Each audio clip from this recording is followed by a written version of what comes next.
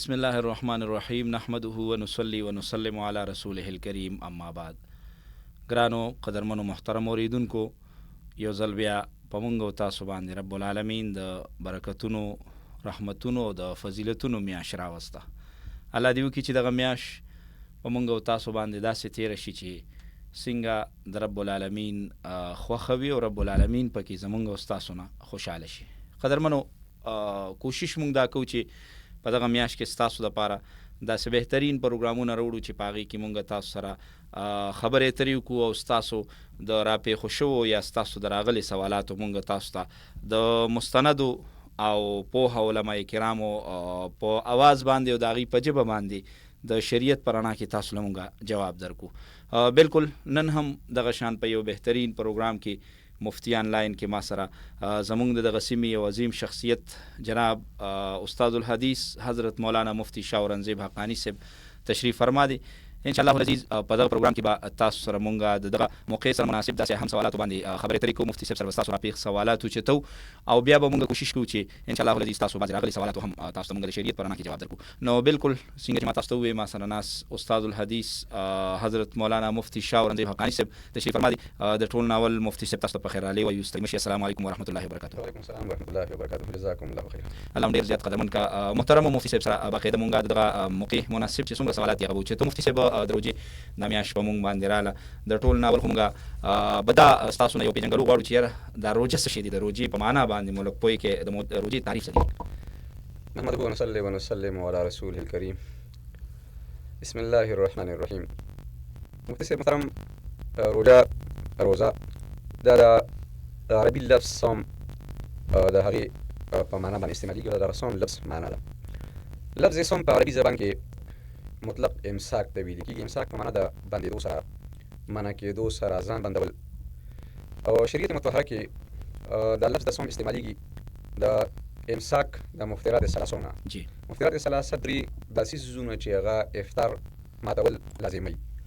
نو یو خوراک دی، بل څښاک دی او بل جماع ده. د دې درې څیزونو نه په مخصوص وخت کې ځان محفوظ ساتل. مخصوص نه وخت نه مراد صبح صادق نه واخله تر د نور د پریواته پورې ټیم دی سره د نیت نه ځان بندول دې ته صوم ویل کېږي او دې ته روژه ویل کېږي. مفتی صاحب مونږ تاسو ته روژې ذکر وکړو چې یاره دا د شریعت یو حکم دی.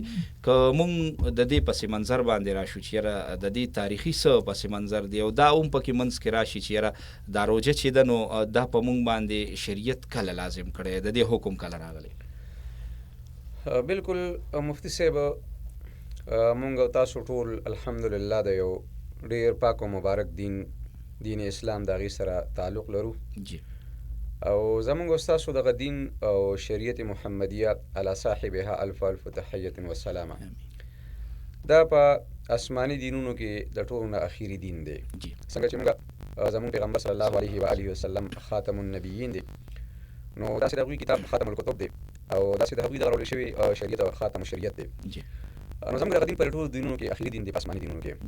خو د ټولو نه اول په زمین باندې چې کوم بنده الله تعالی پیدا کړی دی نو هغه د ټول انسانیت بابا دی، زموږ بابا دی حضرت آدم علیه السلام. او د هغه نه بیا الله تعالی پر زمین باندې د هغه بچي آباد کړي دي، د ځمکې ترې آباده کړې ده.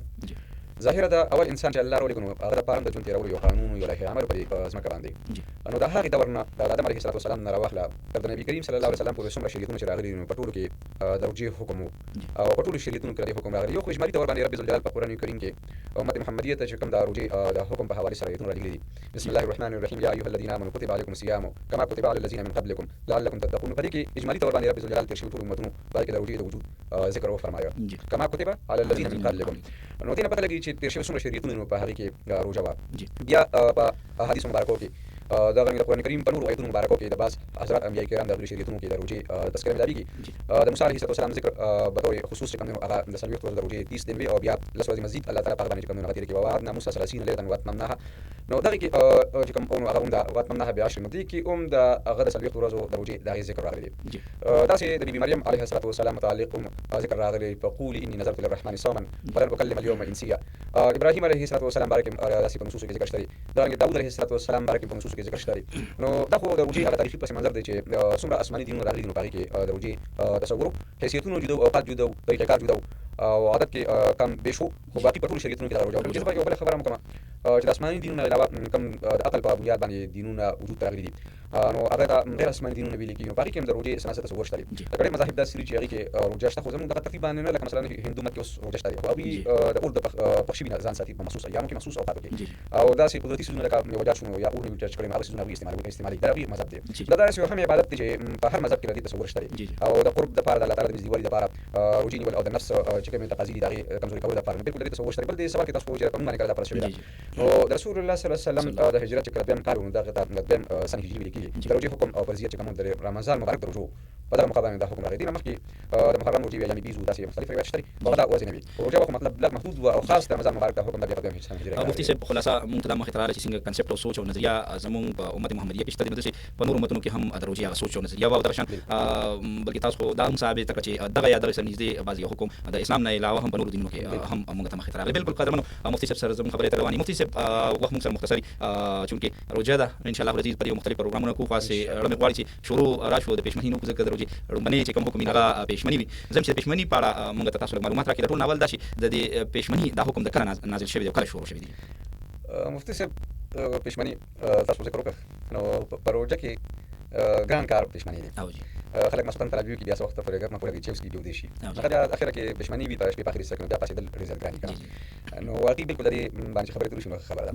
بیا دویمه خبره ده مفتي صاحب زموږ د شریعت مطهره چې کوم حکمونه دي دا تدریجي تور باندې راغلي. تدریج نه مراد دا چې نن چې دا کوم حکمونه په کوم شکل کې موږ ته قطعي تور باندې موجود دي نو داسې قطعیت سره په هغه ټیم کې راغلي. په دې کې څه مرحلې تېر شوي دي، څه حالات واقعیات زموږ کابرو صحابه کرام رضوان الله تعالی علیهم اجمعین په هغې باندې تېر شوي دي. شروع کې داسې و چې روژې ماتې به بنده وکړه د هغې نه بعد چې تر څو پورې خوب نه وکړي نو ده ته به تر هغې پورې د خوراک اجازت وکړو چې کله به خوب وکړه نو که ده به د شپې په اولي سر کې خوب کړی بیا پاڅېد نو بیا به ته د اوبو څښلو اجازت هم نه و، خلاص کاک به بیا منه و. نو دا ابتدا کې دا حکم د صحابو تاسو خبره وکړه چې دا خو ګران کار خو دا خبرې سړی اوري دا زموږ خو بیا ډېر اسان دي. بالکل جی اما یو خبره وکړه چې زموږ په کادرو باندې صحابه کرام رضوان الله تعالی علیهم اجمعین په هغې باندې بس واقعیات او حالات تېر شوي دي. دې کې دغه یو واقع چې کوم دی نو هغه مخې ته راغلې وه.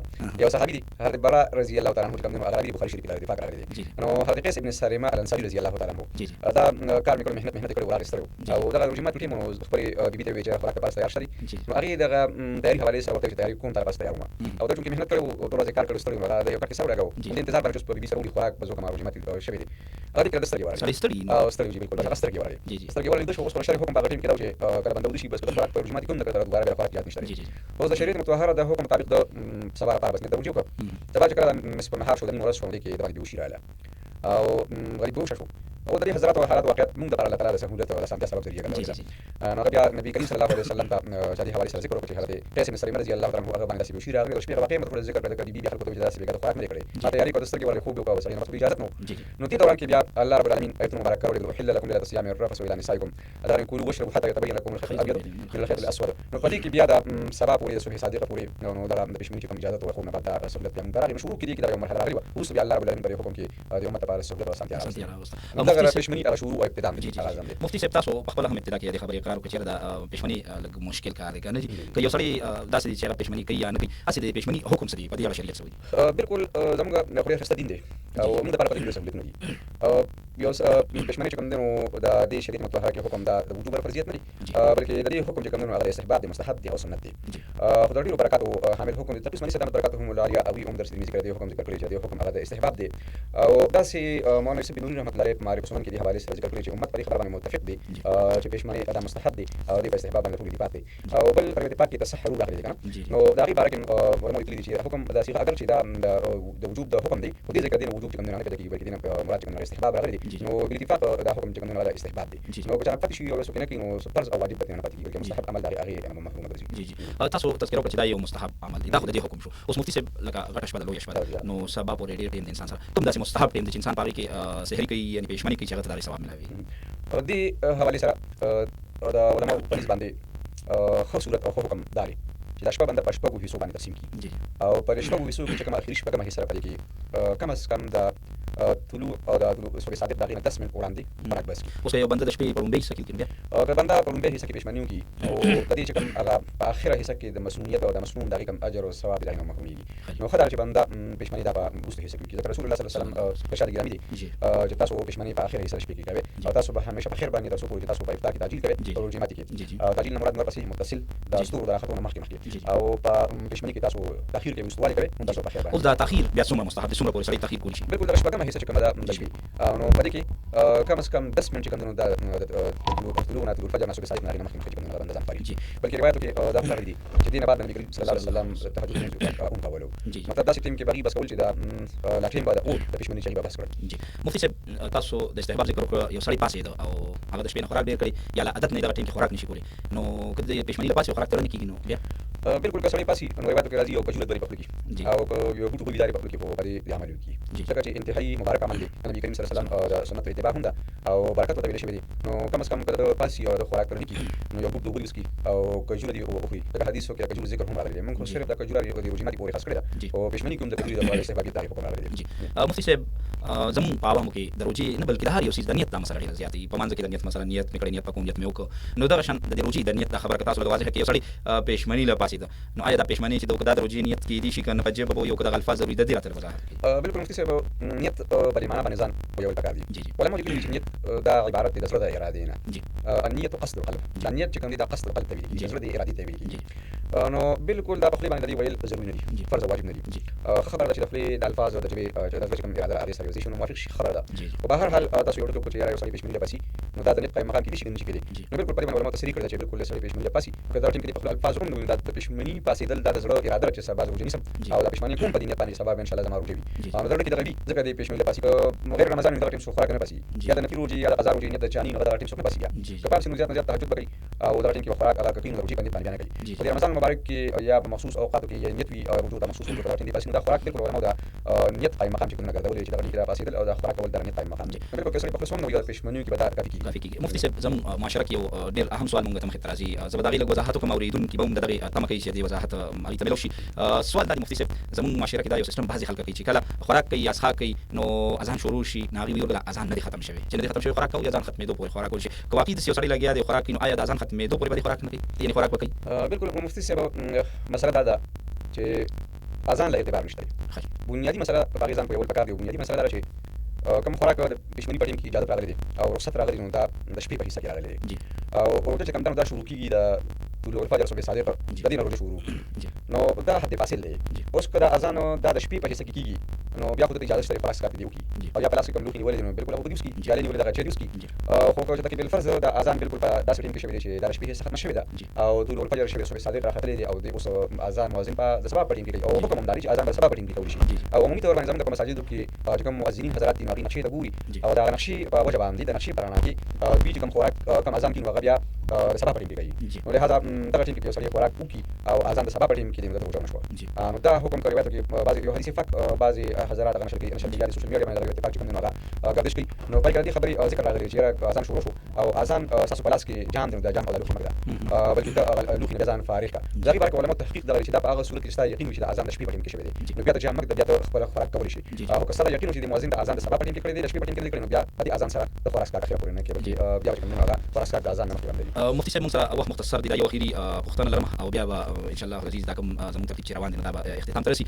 سوال دا دی چې که موږ سحري کوو پېشمني کوو د دې فضایل راته مختصر ووایي نو دا پروګرام چې کوم دا لمحه ده نو دا بیا وایو انشاءالله. بالکل مفتي صاحب پېشمني خو ډېر انتهایي مبارک دعا هم دی مبارک خوراک دی. یو خو ته نبي کریم صلی الله علیه وسلم چې کوم دی نو هغه مبارک وي، یو ټیم نبي اسلام خوراک کوي صحابي روان او تېره ما سره مبارک خوراک شریک شه. نو دې دا برکت دا خو یو جسماني طور باندې او جسماني طور باندې برکت دا چې د سړي په سبا روژې دپاره قوت حاصل کړي او دې روحاني طور باندې هم چې کوم دی نو هغه مبارک ویل کېږي. روحاني طور باندې د دې برکت دا دی یو خو د نبي کریم صلی الله علیه وسلم اتباع وشي او د هغوی سنتو باندې بنده راتګ وکړي او الله رب العالمین د دې خوراک د وجې نه دغه ټیم د پاسېدو د وجې نه بنده ته د دعاګانو د قبولیت ټیم د هغې توفیق هم نصیب کړي او په دغه ټیم کې د مونځ توفیق هم الله کریم نصیب کړي.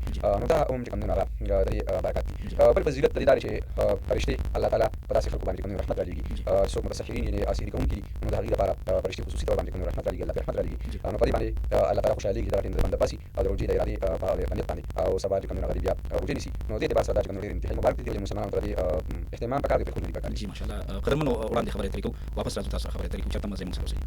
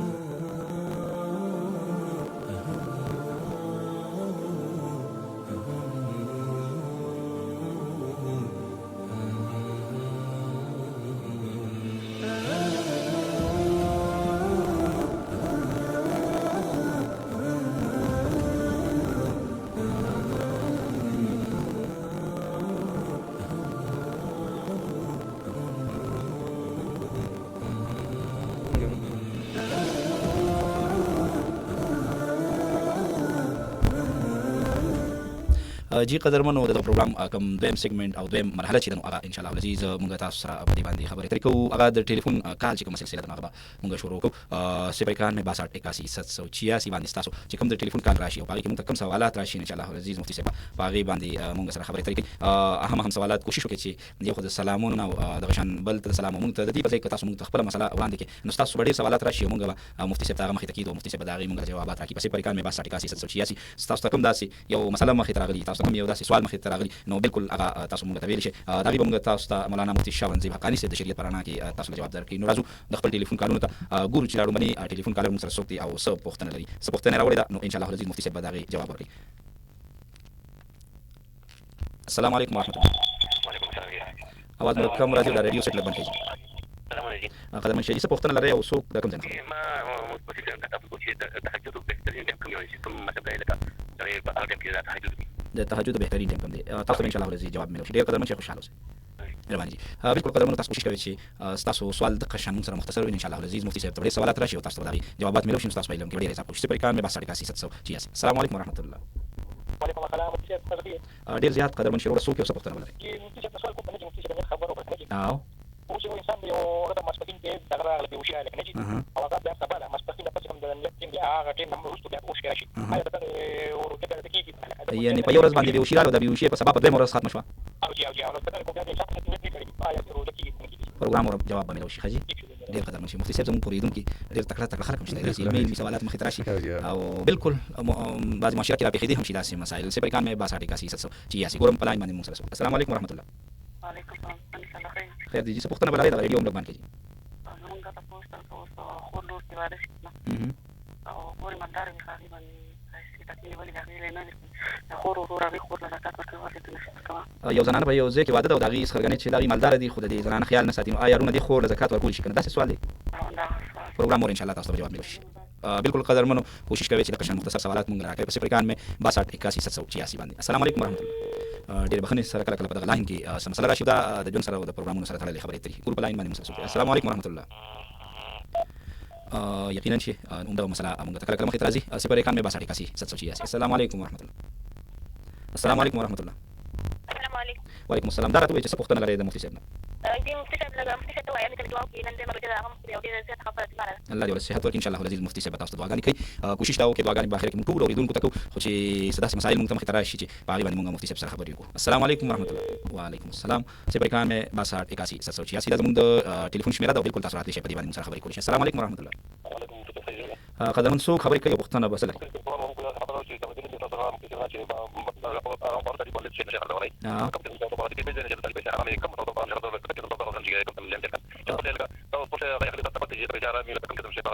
تاسو پروګرام او ان شاء الله العزيز مفتي صاحب تاسو جواب درکړي. مفتي صاحب سوال دا دي چې وی آی شریعت کې دا خبره شته چې په آرام خور باندې سنشي خرڅولي نو که واقعي دا مسلې نو بیا به موږ ته څنګه پته لګي چې دا سړی آرام خور دی او کنه دی. نو بالکل دې مسلې ان شاء الله العزيز مفتي صاحب تاسو وضاحت وکړي. 091 السلام علیکم ورحمۃ اللہ. وعلیکم السلام. څنګه قدرمن خوشاله اوسئ. څوک یو څه پوښتنه لري.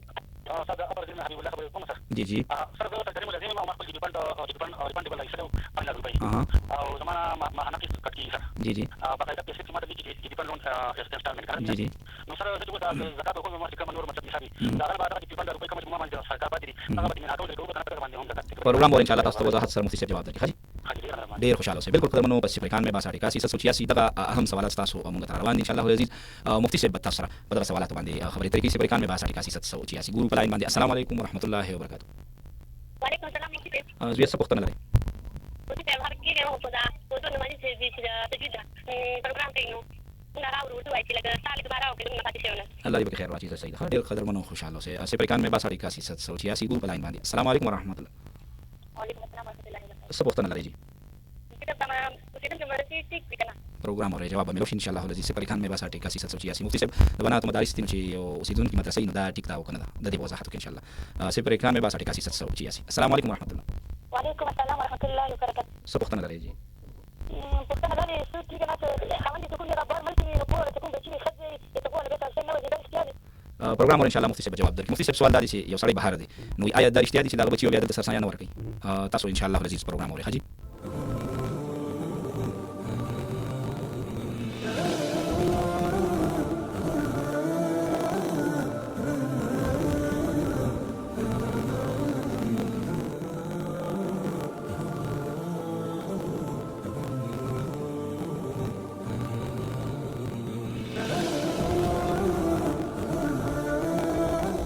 قدرمن د خپل پروګرام اخیری یو دوه ټلیفون کالونه د ځان سره شریکو په 91 باندې ګورو چې څوک دی او څه مسله د ځان سره وړي. السلام علیکم ورحمت الله. وعلیکم السلام. څه پوښتنه ولرئ؟ زما خور د اډرس د پروژې ماشين نشه دی اپلیکیشن باندې. او هغه وایي چې کوم زما نو ورته لري چې کنه د ګورو کې سم خپل او مسله لګو دوباره وایي تاسو دې ورځې وشي لکه څنګه چې پوره ټیک هغه وایي چې بیا پروګرام ان شاء الله تاسو ته جواب ملي شي. مفتي صاحب نفاس سابق تر باندې وخت او هغه نورسته هم پاکینه راځي آیا دغه زنانه بروجنی سي او باندې 91 السلام علیکم ورحمت الله. السلام علیکم ورحمت الله. تاسو د आवाज کټ کیږي لکه شانته بدل کې خپل پښتنه راته وایي. جی